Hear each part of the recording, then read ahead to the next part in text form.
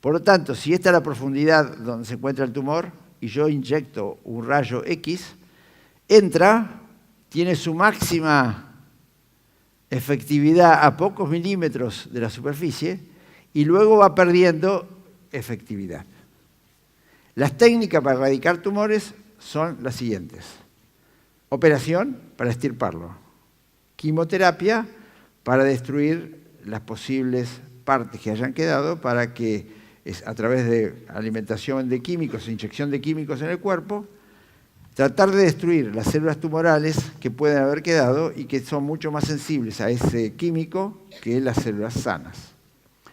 Y luego rayos X o radioterapia para mantener limpia todo lo que puede haber quedado de la operación. Si en vez de, fíjense ustedes que en realidad la terapia con fotónica quema más las células sanas si el tumor se encuentra a 15 centímetros y además quema células sanas que continúan para aquí. O sea que en este punto casi tiene un efecto, por ejemplo aquí, del 30% y cuando aquí tiene casi el 100%. Quiere decir que no es una técnica que sea muy útil para tumores profundos. La técnica de la radioterapia consiste en, cuando encuentra una célula, los rayos cortan la cadena de ADN y el cuerpo entonces no es que esto lo quema, sino que corta una cadena de ADN y el cuerpo ve una célula dañada. No sabe qué célula es, porque no distingue el tumor, pero ve una célula dañada y entonces el mismo cuerpo se ocupa de agarrarla y tirarla. Eso se llama apóstosis. Tanto rayos X como la técnica del protónica, digamos, o sea, de hadroterapia con protones, funciona de esa manera. ¿Cuál es la diferencia? El protón, al ser una partícula mucho más pesada, su trayectoria ondulatoria es muy grande respecto a las dimensiones del cuerpo. Entonces, para el cuerpo es como que va en línea recta. Y entonces, cuando va en línea recta y ese espacio vacío, interacciona poquito, si bien es bastante grande, golpea algunos átomos, o sea que va haciendo daño, muy poco daño, y cuando llega al final, depende de la energía con que yo lo mandé, cuando se está parando, empieza a chocar contra los átomos y pierde, hasta que se para, pierde toda su energía. Y entonces descarga ahí toda su energía con un pico muy grande. Con lo cual, y además no sigue quemando, con lo cual es un proyectil que podemos apuntar y a través de la energía que le ponemos, ajustar justo la profundidad donde queremos que haga el daño, que genere la apóstosis. Fíjense, en el tratamiento con fotones, siempre quemo más acá que lo que quiero quemar en el centro y un poco menos aquí, pero quemo todo el camino. Con hadronterapia quemo muy poquito al principio, un poquito más cuando me acerco y todo queda, el 100% de la efectividad se da en el centro. Muy bien, si además de generar el rayo lo achicamos en valor y le cambiamos la energía y lo tomamos de varios lados, fíjense que con el tratamiento con fotones siempre quemo más células sanas que células que me interesa atacar. En cambio, con hadroterapia con protones puedo concentrarme sin dañar prácticamente ningún órgano y sobre todo es muy importante para tumores profundos y sobre todo en lugares como el cerebro o cerca de los ojos o de órganos muy delicados.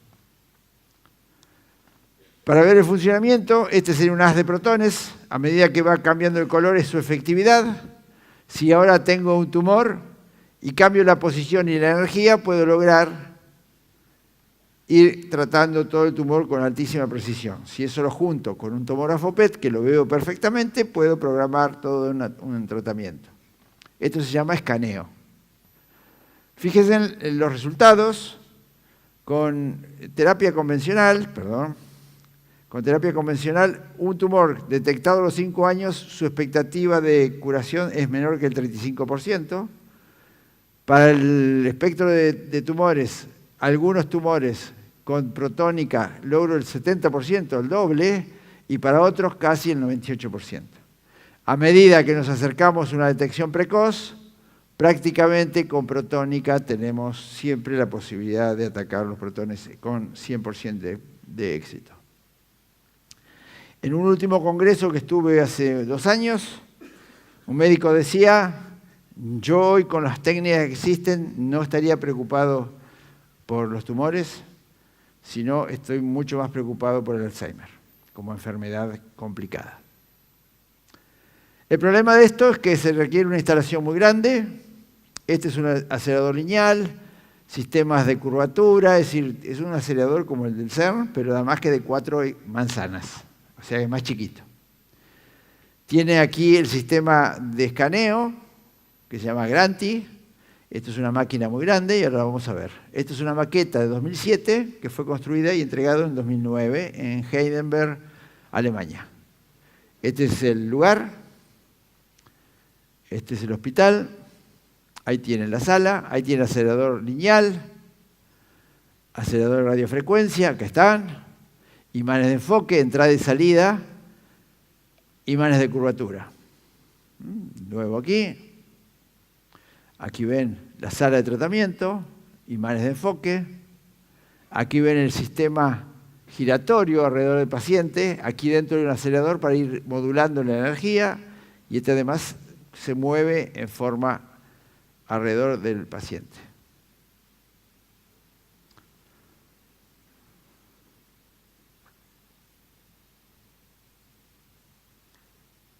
Ahora van a ver la sala de control. Ahí está la mesa donde llevan al paciente. Por esta ventanita ingresa el rayo y también tiene un sistema de escaneo circular para algunas partes del cuerpo. Esta es la sala de control.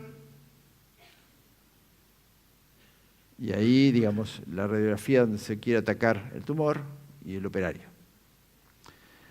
Estado de la hadronoterapia en el mundo: 6 en Estados Unidos, unas 10 en Europa, una sola o 2 con hadronoterapia de núcleos de carbono en Italia y 6 en Japón, donde es todo con núcleos de carbono, que es una técnica todavía más poderosa, y 1 en Sudáfrica. Nuestro continente, lamentablemente, no tenemos. Hace falta más o menos 120, 130 millones de dólares para construir un centro de hadronoterapia. Y tendría que ser un centro de hadronoterapia centrado. Aquí, por ejemplo, podría ser Tucumán, San Luis. Cuando fui a dar una conferencia en San Luis hace ya 2 o 3 años, se mostraron muy interesados y con criterio querían construir uno. Y yo estuve tratando de ver qué se podía hacer, después no pudimos llegar a ninguna conclusión. La buena noticia es que el año pasado estuve en el Centro Europeo, en uno de mis viajes, vuelvo a estar este año. Se estaba construyendo un equipo portátil con rayo láser, hadronoterapia impulsada por láser, que trata más o menos el 80% de los tumores que puede tratar esta tecnología y que vale 20 millones de dólares, lo cual lo hace mucho más accesible. Veremos qué pasa este año cuando voy. Por último, ¿qué es lo que yo hago en esta máquina? Yo hace 42 años que trabajo en esta máquina, siempre desde la Argentina, salvo en 3 ocasiones que estuve 1 año y medio realizando un proyecto que yo resolví propiamente, si no lo hice desde mi laboratorio, enviando becarios y profesionales de la Argentina. Lo que hago es controlar y construir las fuentes de alimentación que manejan a este y los otros aceleradores. O sea que soy una parte integrante del equipo que construyó, digamos, desde el punto de vista de los imanes de curvatura, los imanes de enfoque, etcétera, etcétera, de este acelerador. El último trabajo que entregué en el 2008, me pidieron que hiciera una fuente que entregara 2500 amperes, aquí, desde cero, y que subiera en 3 milésimas de segundo, con lo cual necesito una pendiente de 2,5 millones de amperes por segundo, esto tardaría 3 milésimas de segundo. Aquí tiene que mantenerse firme en 2500 amperes durante 10 milésimas de segundo, con una precisión de 100 partes por millón, es una precisión muy alta, y luego caer con la misma pendiente de subida. Si uno quería resolverlo en ese momento con los elementos tecnológicos que había, no se podía resolver. Y entonces nos sentamos a ver cómo podíamos hacer. O sea, esta sería la forma de onda la corriente. Existía la posibilidad de hacer crecer la corriente, existía la posibilidad de hacer una fuente de corriente fija y una que baja. Y entonces se nos ocurrió por qué no juntar tres fuentes juntas. Es decir, y a uno en la reunión dijo una pavada: si los reuníamos, cuando nosotros reunimos y trabajamos en equipo, lo que hacemos es, aprovechamos las diferencias de cada uno, el más joven, el más viejo, el con más experiencia, el con menos experiencia, y cada uno pone una idea loca. Y entonces dijo uno: ¿y por qué no hacemos una carrera de postas? ¿Y cómo una carrera de postas?, preguntamos. Y sí, la corriente de subida es fácil de hacer.